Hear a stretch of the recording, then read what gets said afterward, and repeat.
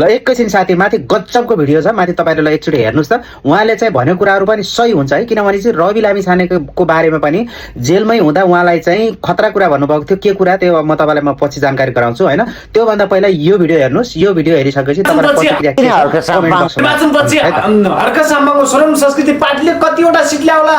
0 वटा। हर्क साम्पाङ नि साँच्ची नै भन्यो नि, साँच्ची नै हर्क साम्पाङ भन्यो नि हैन। उहाँले विभिन्न भन्नुभयो नि, यो देशको राक्षस भन्छ नि, राक्षसको रूपमा अहिले जन्म लिइराख्नु भएको छ।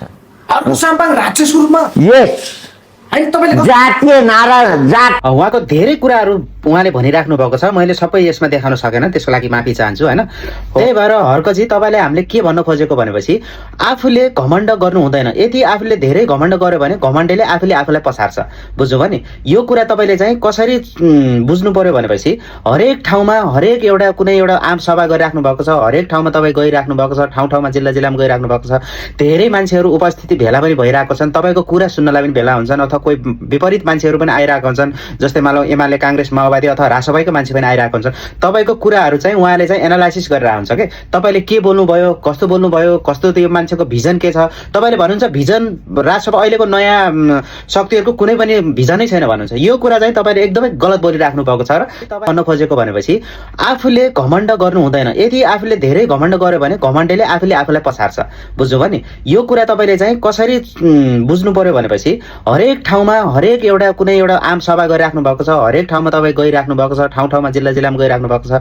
धेरै मान्छेहरु उपस्थिति भेला पनि भइरहेको छन्, तपाईको कुरा सुन्नलाई पनि भेला हुन्छन्, अथवा कोही विपरीत मान्छेहरु पनि आइरहेका हुन्छन्, जस्तै मानौ एमाले कांग्रेस माओवादी अथवा रासपाईको मान्छे पनि आइरहेका हुन्छन्। तपाईको कुराहरु चाहिँ उहाँले चाहिँ एनालाइसिस गरेर हुन्छ के तपाईले के बोल्नु भयो, कस्तो बोल्नु भयो, कस्तो त्यो मान्छेको भिजन के छ। तपाईले भन्नुहुन्छ भिजन रासपा अहिलेको नयाँ शक्तिहरुको कुनै पनि भिजनै छैन भन्नुहुन्छ। यो कुरा चाहिँ तपाईले एकदमै गलत बोलिराख्नु भएको छ र तपाई आफूले चाहिँ तपाईले एकदमै त्यो कुरामा चाहिँ तपाईले चाहिँ सच्याउनु पर्ने हुन्छ।